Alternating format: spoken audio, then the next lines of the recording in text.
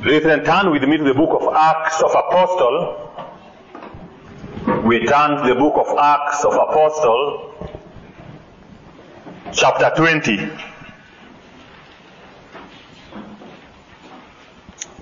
Chapter 20. I read from verse 17. I read from verse 17. Paul has been preaching in Asia Minor, and Paul, now on his way going to Damascus, to Jerusalem, he has been warned that persecution and suffering awaits him in Jerusalem. And so Paul gathered, called for the elders of the church. These elders are also known as pastors. He calls for the elders of the church at Ephesus. And so they came, and Paul met with them there at Ephesus. They met with these elders in a place called Meltius. Kiswahili, pahali inaitwa Melito. So when they met there at Meltius, he did talk to them. And this is an area where I want to talk about, especially as we consider the minister, the preacher, the elders, the instructions that are given to the elders that also extend to us, especially as we are thinking of service. And today, you remember, it was our service Sunday, especially as we set apart deacons in this church. And so there are some instructions that is given here that will encourage us. So let me just read from verse 17. And from Meltius he sent to Ephesus and called the elders of the church.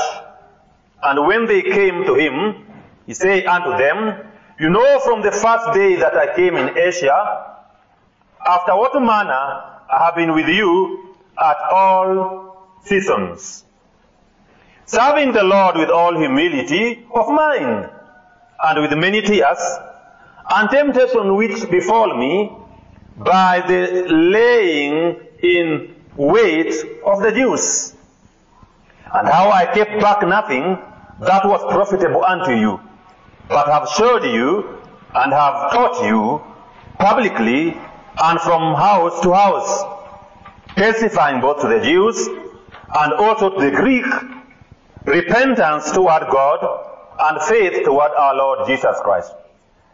And now behold, I go bound in the Spirit unto Jerusalem, not knowing the things that shall befall me there, save that the Holy Ghost warneth me in every city, saying that bonds and affliction abide me. But none of these things move me, neither count I my life dear unto myself, so that I might finish my course with joy, and the ministry which I have received of the Lord Jesus, to testify the gospel of grace of God. And now behold, I know that you all among whom have gone preaching the kingdom of God shall see my face no more. Wherefore, I take you to record this day that I am pure from the blood of all men. For I have not shunned to declare unto you all the counsel of God. Take heed therefore unto yourself and to all the flock over which the Holy Ghost hath made you overseers, to feed the church of God which he has purchased with his own blood. Let me just pause there. Let us come to him again in prayer. Lord, we thank you because this is your word. And we pray that you may be pleased, O Lord, to breathe life to the preaching of your word. O Lord, we pray that you may speak to us. through these truths that are clearly revealed to us in your word. And we pray in the name of the Lord Jesus. Amen. Obviously, these were called elders. And I've told you, as I told you before, and let me just do some observation briefly. The word elder and the word pastor and the word bishop or overseer, they are always used interchangeably.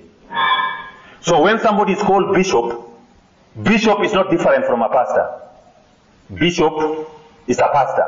Now sometimes it's called an elder.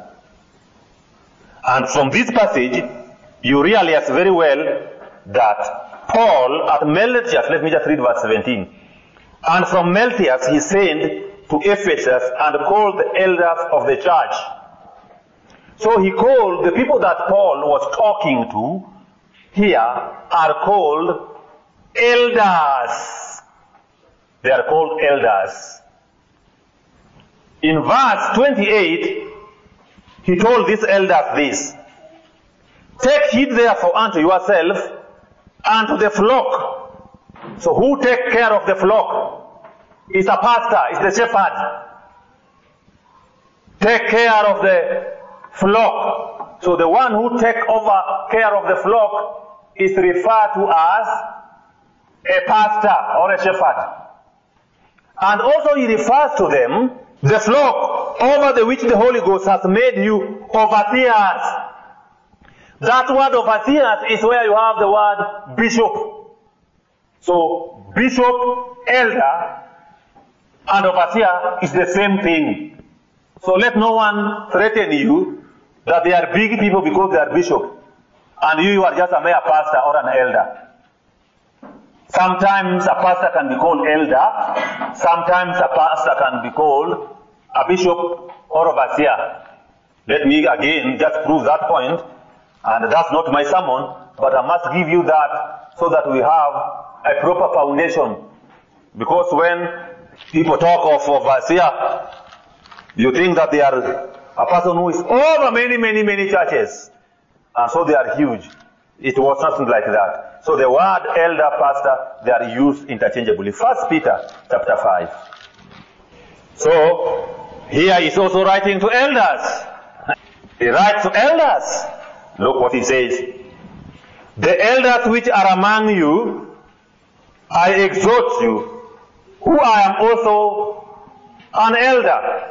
So he's writing to these elders, and he tells them he is also an elder like them. Not in age, but he's a pastor. You will later on see. The elders which are among you, I exhort you, who am also an elder, and a witness of the suffering of Christ, and also a partaker of the glory that shall be revealed. Feed the flock of God which is among you.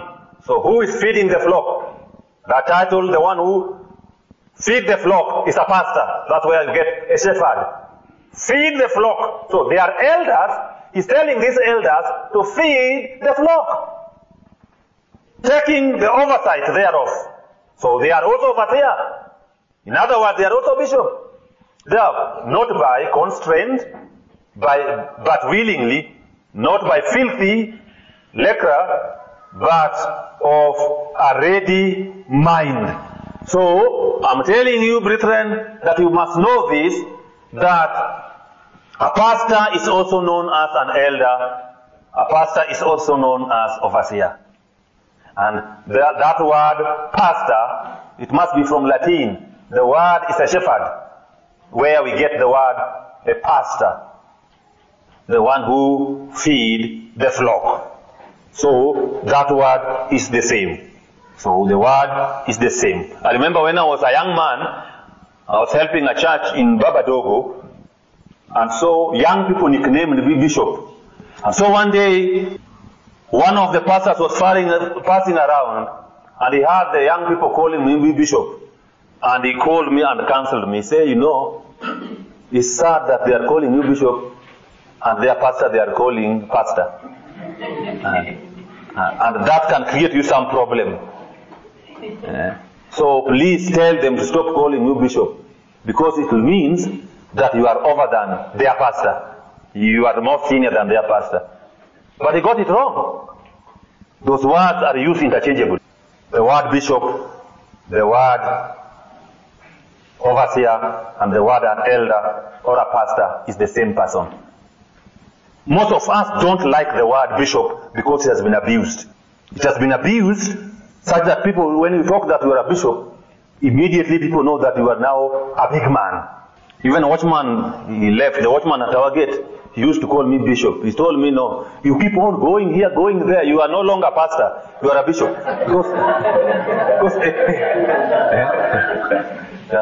Because you are going there and there, you are no longer a pastor, you are now to be called a bishop. So I tried to explain to him, he could not understand. It was very difficult to explain. And so that's how the word bishop has been misused. So people no longer, some of us don't like it. Not that it's not biblical or overseer. It's biblical, but the understanding of people is now not accurate. It's now not accurate. But that's the need. So he called these elders, and there are some things which I want us to look. He told them, you know how I live among you. I always have told you here at Bethesda, this one is a very hard thing to say, to tell people. The only people I'm seeing who are able to tell people with boldness is here we are seeing Apostle Paul and also Samuel.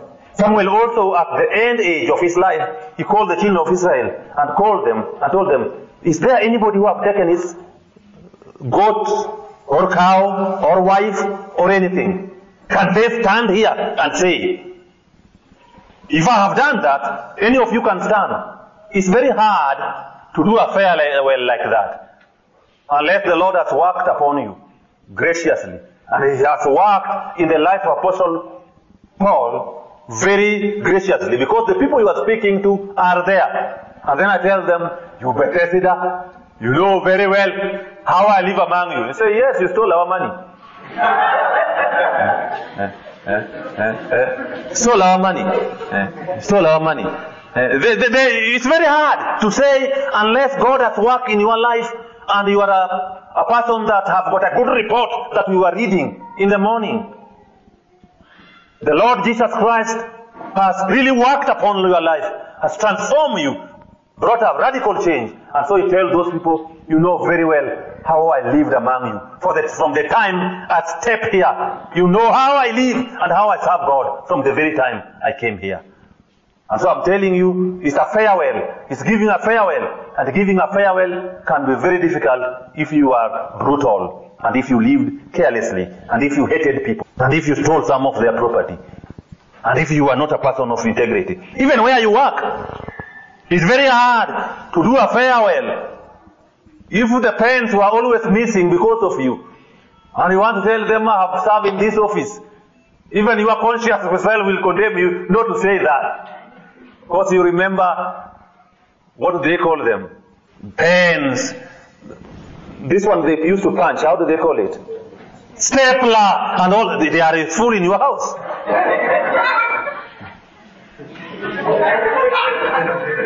They are full in your house. And so, you cannot tell them. But here is Apostle Paul, very frank. The Lord, through the help of the Holy Spirit, has helped him. And now he's saying, you know how I live among you, serving the Lord with all humility of mind. That's how he gave the service. When he was there, he was not arrogant. His service, he served with humility of mind. He was a humble guy. He is a person who was made with the Lord Jesus Christ. His very Lord was a humble Messiah who rode a donkey rather than a horse. And even him, when he went there, the Lord enabled him. And he was able to serve God with all humility. Apostle Paul, you have gone to the third heavens. Apostle Paul, you have ministered more than any person. Apostle Paul, you have seen great revelations. You have prayed for the sick and they are healed. But say, no. When I came to you, I serve God with humility of mind. And you know it. Serving God with humility of mind is hard unless God the Holy Spirit has worked in us. Where Brother Raja has come from, I serve Africa. One of their aim is to train servant leadership.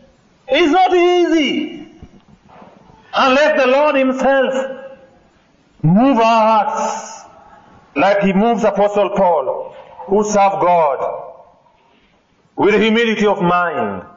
And not only that, he served the Lord also with many tears. He was crying. And again, that's the same our Savior, the Lord Jesus Christ. He wept over Jerusalem. He wept like Jeremiah. Oh Jerusalem, oh Jerusalem, oh Jerusalem, oh Jerusalem. And Apostle Paul also loved these people. He wanted the Lord to open their eyes to the truth and so serve God with tears. Tears in prayers. Tears in desiring to see the Lord Jesus Christ conformed or made in their lives. They become like the Lord Jesus Christ. And so that was his desire and his prayer. So he served the Lord with the tears. And not only with the tears, he also served the Lord with temptations. You remember last week we were reading where I was praying that the Lord may keep him from being killed, from being murdered. With many temptations. Serve the Lord with the trials and temptations which befall me in the lying in wait of the Jews. There were a group of Jews who hated Apostle Paul and wanted a way that they can finish him. And so he served the Lord with tears. Are we serving Christ Jesus with tears? Are we having passion to see the Lord Jesus Christ transforming people and making them look more and more like him? Where is that desire that used to burn towards the lost? You know, when our brother gave us that illustration, I almost cried. But then later on, I cried a bit. I shed tears a bit. But then later on, when he talked about our Savior, he's exalted at the right hand of God, and that is representing, that have got someone represented, then I smile. Dear brethren, do you know that accident? We was talking, people dying, and we are doing nothing. Ezekiel said many times, long time ago, the watchman, if a danger is coming in the city, the gate of city, if a watchman warns people, and people don't listen, and they are killed, their blood is on their own hands. But if the danger is coming, and we don't shout, the watchman, that their blood is upon the watchman. And dear brethren, we need to be having a heart that loves people of God. A heart that have got tears for God's people. A heart that is sympathetic towards God's people. Our Savior is a sympathetic Messiah. And he sympathizes with people and mourn with them. And that's how we need to labor. Labor serving God with temptations. And look, he kept nothing. That was profitable. He shared all. That was profitable to them. He showed them all. He taught them publicly. He taught them from house to house. You testify both to the Jews, and also the Greek.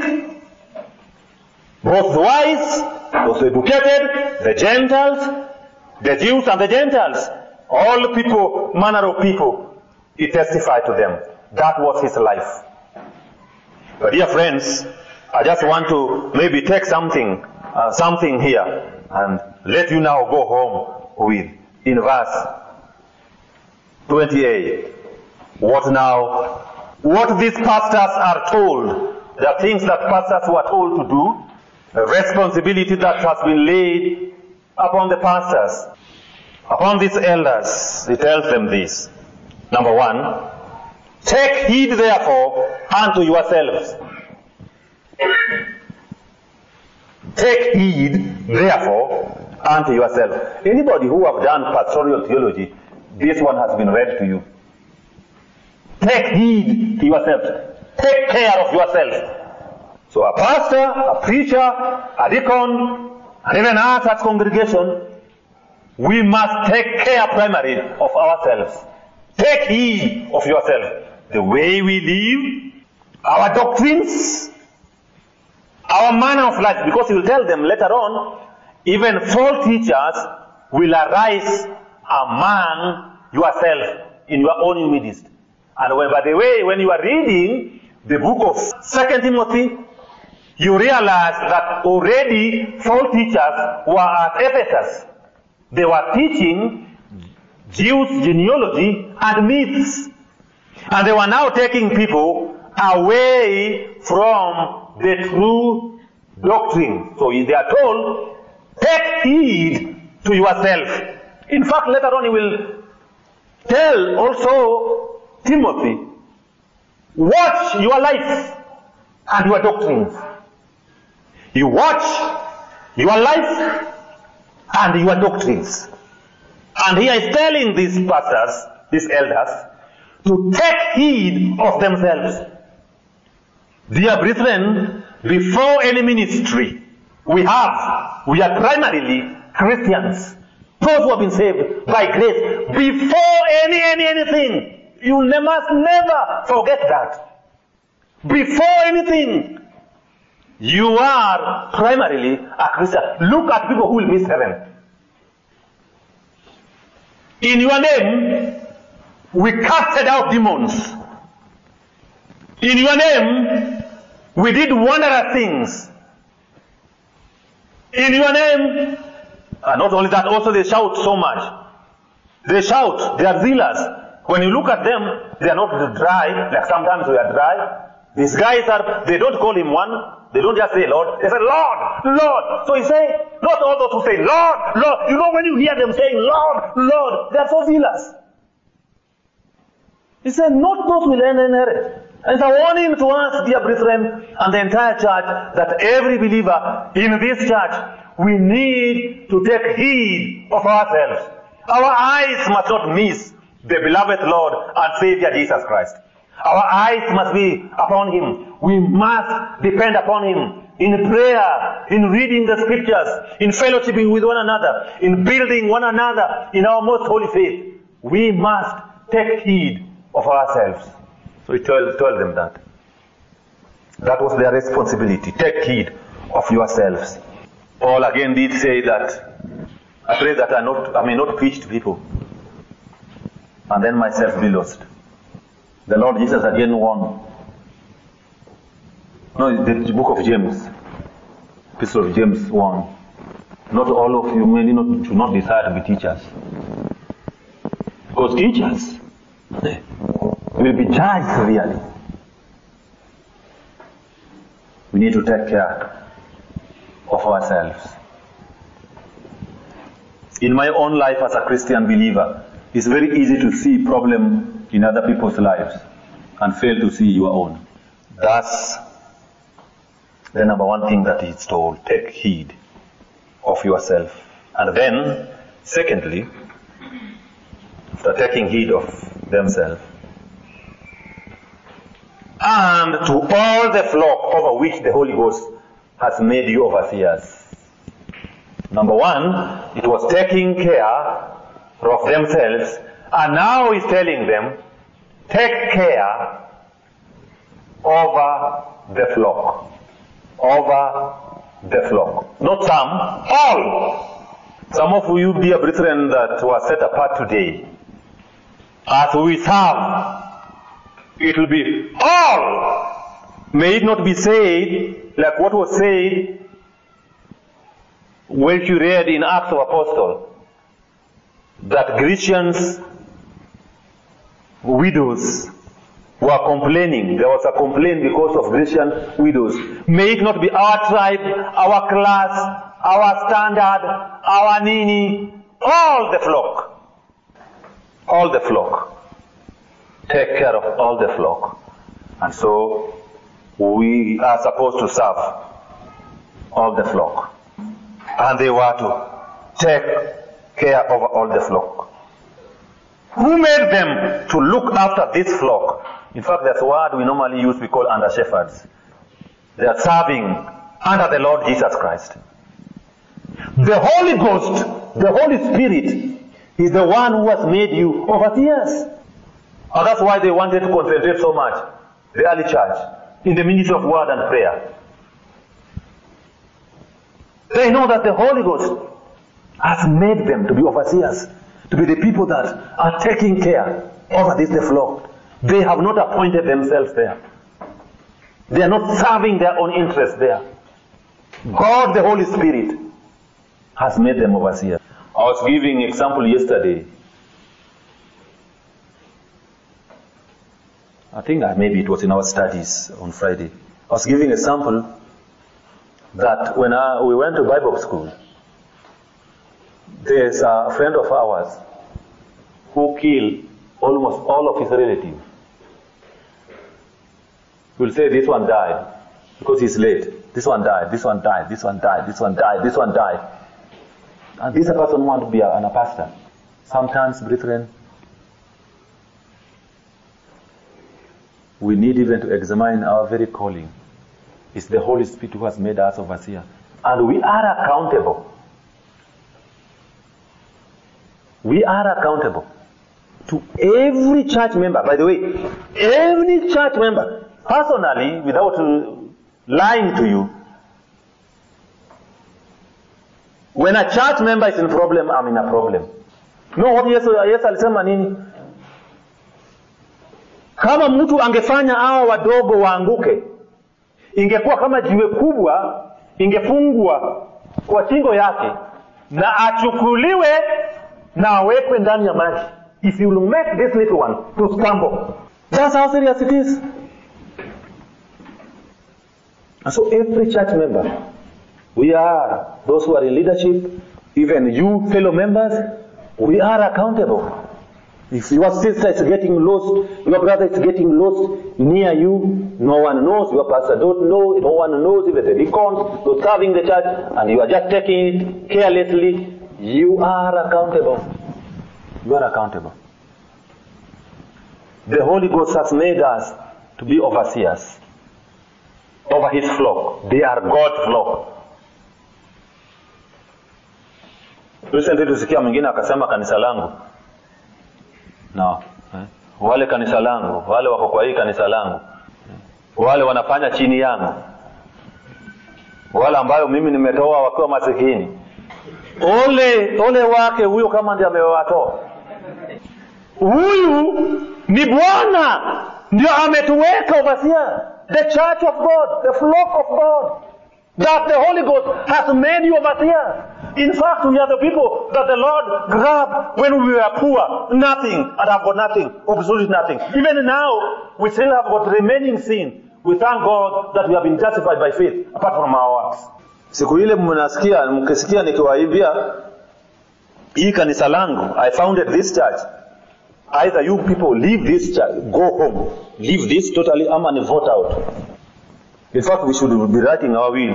I don't want a person to come and read Bethesda Church. Michael Maura was the founder. High class nonsense. I'm not the founder. It's the church of God, the flock of God. God has made us to be overseers. God has made us to be overseers. So they were to take care of the church of God. Look how it is described. Take heed therefore unto yourselves. So they need to help each other, isn't it? Themselves also they need to help each other. The flock of God, which the Holy Spirit, the church of God, to feed, overseer, to feed the church of God. To feed the church of God. We are not called to count the sheep. Our greatest duty is not to count the sheep. It is to feed the flock. Is not that what even told Peter? Peter, feed my lamb. Peter, feed my flock. Our duty, and the duty of a preacher, is to feed the flock. But sometimes we count the flock instead of feeding them. Hii kanisa yetu siku hizi tuko 5,000. Hallelujah. 1, 2, 3, 4, 5, 6. Hallelujah. Our church is growing. We are. And so, pastor, our duty is to count the flock. But we are not called to count the flock. We are called to feed the flock. And so we must not be number-oriented. There are churches where people are so number-oriented. Wanahesabu watu sana. Sisemi kwamba kanisa kubwa sio ya Mungu. No, there are big churches. We have got big churches. But even those big churches, those pastors, their aim is not counting the people. Look how big we are. Look how successful we are. The greatest duty is feeding the flock. What do you feed them with? It is this book. You have to eat from this. This one, the inspired word of God. But where are people to feed? People don't want to be fed. People want to be entertained. Do you see them coming for Bible study late? The Bible, we are commanded to feed the flock. But the flock don't want to come even for Bible study. Just imagine uko na mbuzi itake kwenda kwa nini? Wewe ndio unafida na mbuzi itake kukula unapele. What do you do? Mbuzi ama kondoo hataki nyasi.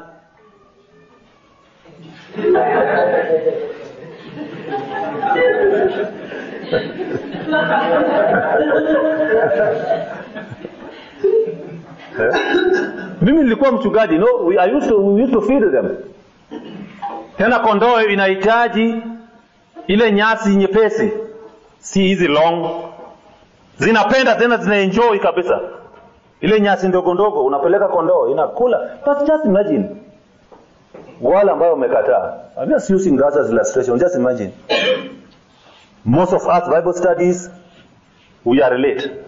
Bible study, weekly meeting, late. Any fellowship, late. Fire preaching, we sleep. If we don't sleep, we write, which is good. It's good to write. But we don't follow a letter.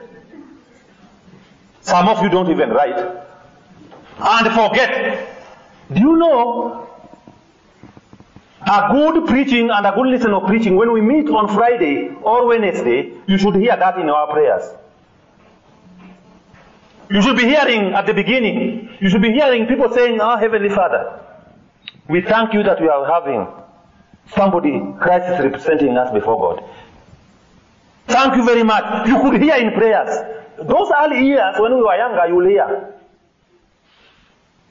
Even if you do not go to church, in prayers, you can get summary of the sermon.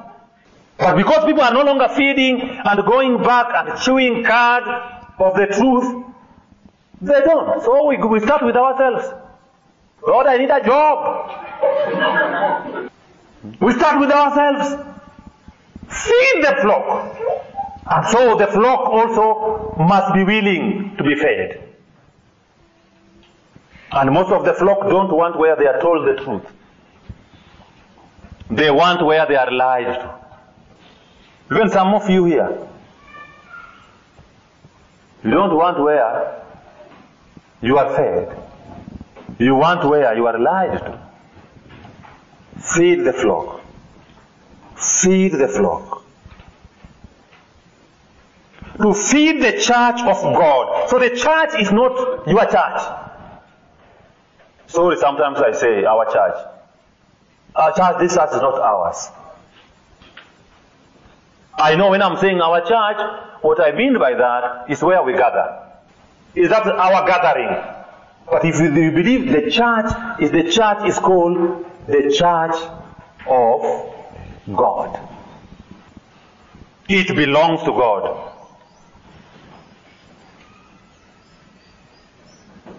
I met some people, so many years back in Kericho, who told me, the name of your church is bad. The church must be called the Church of God. That's why it's how it is used in the Bible. It's not used Baptist, it is the Church of God. No, it doesn't, this is not a name to be a church to be called. This means that a church which belongs to God. The church belongs to God. And then it gives us last thing, then I just leave you about the church of God, the church of God, which he has purchased with his own blood. The church was purchased. God purchased the church, the believers. The church is not a building. You know that, isn't it? The church is not I don't know whether it is faith. I don't know whether it is faith. I don't know whether it is Pastor Sam's daughters that fail. Examination, CRE, question. Many years back, the question was, they have drawn a building. And they have drawn a mosque.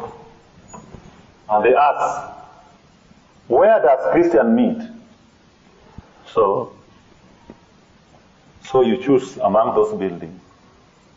A, in the church which was there, little church. B, in Dio, a Hindu temple. And one of them wrote none of the above. There was a question which says none of the above.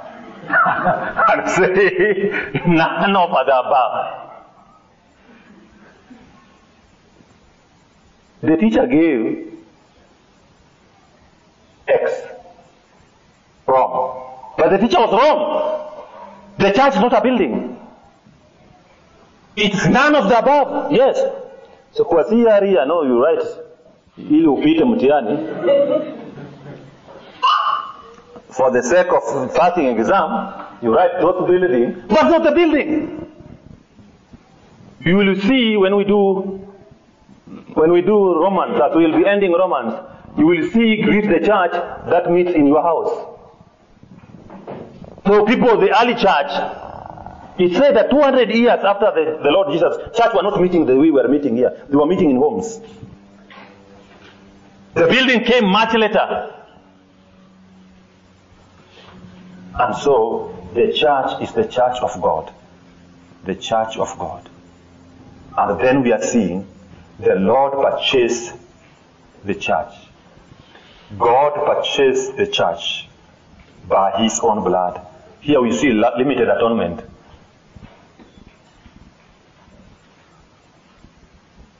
Did the Lord Jesus purchase the world? He purchased the church. You see limited atonement here. Even though some people hate the word limited atonement. I know all people agree with other doctrines of grace, but they hate that word limited atonement. But it's limited. He died for the church. He purchased the church. He was not making purchasing possible. Indeed, he purchased. He purchased it. He bought the church by his own blood. He did not just come to make purchasing possible. He did the purchasing. The doctrine of limited atonement make the work of Christ glorious. The death of Christ achieved that which God intended it to achieve. Purchasing for himself the church. Christ purchased the church. God the Son satisfied the justice of God on the behalf of the church. Let me read this, and then I'll just stop. Ephesians chapter 5. This one you read, and because normally, especially you ladies, when you start by wife submit, you start to complain, and so you don't read it well. When you read husband, wives submit to your own husband, you start to say, mzigo kubwa hii. But you don't read that verse 25 well, and you will see that what is given to husband is very difficult. But I want to take the second portion, which I'm contending that Christ died for the church, purchased the church, but not the world. Husbands, love your own wives, even as Christ loved the church and gave himself for it. So Christ gave himself for the church. He died for the church. There we read he purchased the church. And so we lie when you go and tell people that Christ died for you. And they are not believers. Why do you preach to them if Christ died for them? Because when you are saying, what do you mean when you say Christ died for you? It means Christ is their substitute. Christ has reconciled them. Christ has redeemed them. Christ has taken away the wrath. That's when you are telling people Christ died. I think I told you this story. We went with another preacher. We were going to Anglican Church in Westland to preach, and then on the way, we met this guy who was selling the newspapers, magazine. And my missionary friend came out and told him, Jesus died for you. And the man told him, no! And then he asked, why are you saying no? He said, me, I'm a Kikuyu who worship the God who created Mount Kenya. They debated a bit. But when we were going, I told the missionary, he was right. He was right. In a sense, he was telling I'm not a believer. And so the death of Christ is not effectual. It's not effective in my life. I told him, we have not been told to go and tell people Christ died for you. We have been told to go and tell people, come to Christ. Put your trust upon Christ or you die. You are a sinner, condemned. But there's a hope. If you look up to Christ Jesus, you will be redeemed and saved. So Christ purchased the church by his own blood. Do you see how the brethren you are with here are so precious? That person sitting next to you that the Lord has saved by his grace. Do you see how precious they are? Why then do we fight? Why then do we hate each other? Why then are we carrying grudge against one another? We have been in a church where people don't greet each other. Sometimes it takes a long time even for pastors to know. And even you deacons, you may not know. People are in the same church, born again. Wakisema hapo, when we are singing, I tell you, we sing moja. Blessed be the tie that binds our hearts in Christian love. The fellowship of kindred minds is like to that. But you hate this guy. It's like to. We are hypocrites. We are hypocrites. We are pretenders. We are pretenders. If we have got a problem with our brother, if we have got a problem with our sister, we need to go and correct it immediately. So, we need to go and correct it immediately so that we together serve the Lord. We are precious. I want to end that the church has been purchased by. We are safe, isn't it? Are we? We are safe. We are purchased. We are purchased by the blood. We are in a covenant that cannot be broken. Let us come to the Lord in prayer, and then we. Lord, we thank you very much. We have seen the service that you enabled Paul to do, serving God with all humility. We know it was not possible with his own strength, but the Lord Jesus Christ, by the help of the Holy Ghost, to enable Apostle Paul to be able to serve with great humility. Lord Jesus, you are the example of humility. You left your home in glory and became a man. That's why Scripture tells us that our attitude should be like that of yours, that in very nature you are God. You not consider that equality with the Father something to be grasped, but you humble himself, and you were obedient even to the death on the cross. And that's why you have been exalted with all exaltations. Every knee shall bow, and every tongue must confess that you are Lord, to the glory of God the Father. Lord, you have been careless in the way we take care of ourselves, the way we watch over our lives. Please, Heavenly Father, forgive us that we may grow in our prayer life, in our personal devotion, O Lord.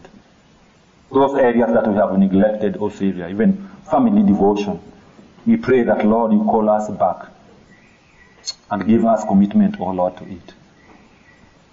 Lord, feed our hearts. Lord, may we not just be those who are preaching to others. At the end of it, we ourselves are lost. Lord, we pray that also we may know your redeeming power each and every day. In the name of the Lord Jesus Christ we pray. Amen.